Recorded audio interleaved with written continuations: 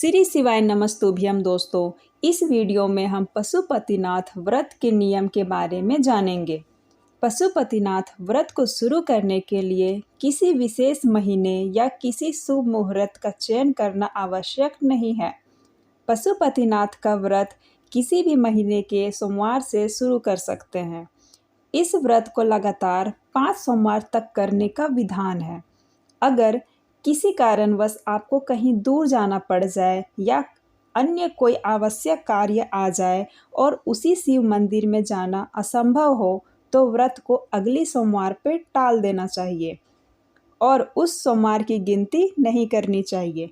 परंतु इस बात का ध्यान रखें कि 5 सोमवार एक ही शिव मंदिर में करें।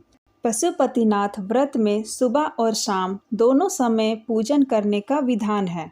आइए हम जानते हैं इस पूजन में सामग्री के बारे में। पूजन सामग्री में लाल, पीला या सफ़ेद चंदन लें। पुष्प, रोली, कलावा, बेलपत्र, गुलाल, अक्षत, धूप, दूध, दही, शहद, शमी पत्र तथा शक्कर से बनी पंचामृत और 1 लोटा जल लें। शाम की पूजन के लिए 6 दीपक और भगवान शिव को भोग लगाने के लिए कुछ मीठा प्रसाद लें। जिस सोमवार से पशुपति व्रत का अनुष्ठान करना चाहते हैं उस दिन प्रातःकाल उठकर स्नान के बाद स्वच्छ कपड़े पहनने चाहिए। शिव मंदिर जाने के पहले पूजन की थाली तैयार करें जिसमें फल, बेलपत्र, पूजन सामग्री, प्रसाद, दीपक इत्यादि के साथ 1 लोटा जल अनिवार्य रूप से रखें। इस व्रत में पूजा की थाली शाम के पूजन के लिए अलग से तैयार नहीं की जाती है, इसलिए ध्यान रखें कि सुबह जो भी पूजन सामग्री आप थाल में रखें वो थोड़ा ज़्यादा मात्रा में रखें ताकि शाम की पूजा भी उसी थाली से कर सकें। अब मंदिर में जाकर श्रद्धापूर्वक शिवलिंग पर पंचामृत और सादे जल से अभिषेक करें। इसके बाद शिवलिंग पे पुष्प, बेलपत्र और अन्य पूजन सामग्री समर्पित करें। श्री शिवाय नमस्तुभ्यम का जाप करते हुए भोलेनाथ को धूप दिखाएं। पूजन के बाद वापस अपने घर आ जाएं। पशुपतिनाथ व्रत में शाम की पूजा प्रदोष काल में ही करने का नियम है। प्रदोष काल सूर्यास्त के 45 मिनट पहले से लेकर सूर्यास्त के 45 मिनट बाद तक का होता है। इसी बीच आपको शाम की पूजा करनी है।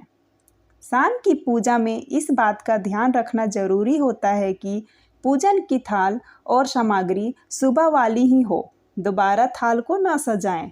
सुबह के पूजन के बाद जो सामग्री बची है उसी से शिव जी के पूजन का विधान है। शाम की पूजन के लिए उसी थाली में 1 लोटा जल, 6 घी के दिए तथा भोग लगाने के लिए कोई मीठा प्रसाद जैसे चावल या साबूदाने का खीर, हलवा, लड्डू या बर्फी इत्यादि रख लें।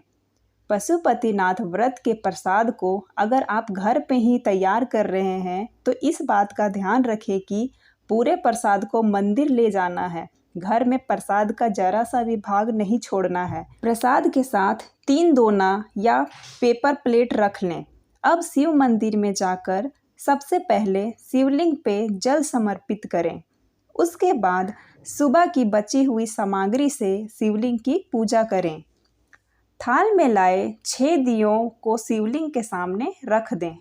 अब अपनी मनोकामना शिव जी को कहते हुए बारी बारी 5 दिए जलाएं। 6ठे दिए को बिना जलाए थाल में वापस रख लें। इसके बाद थाल में लाए गए पूरे प्रसाद को शिवलिंग के सामने रख दें। अब इस प्रसाद की 3 हिस्सों में बांट दें। 2 हिस्से को शिवलिंग को समर्पित कर दें तथा 1 बचे हुए हिस्से को वापस थाल में रख लें। अब श्री शिवाय नमस्तुभ्यम का जाप करते हुए अपनी मनोकामना शिव जी से बोलें। पूजन के बाद वापस घर के लिए निकलें। घर के मुख्य द्वार के बाहर बैठ जाएं।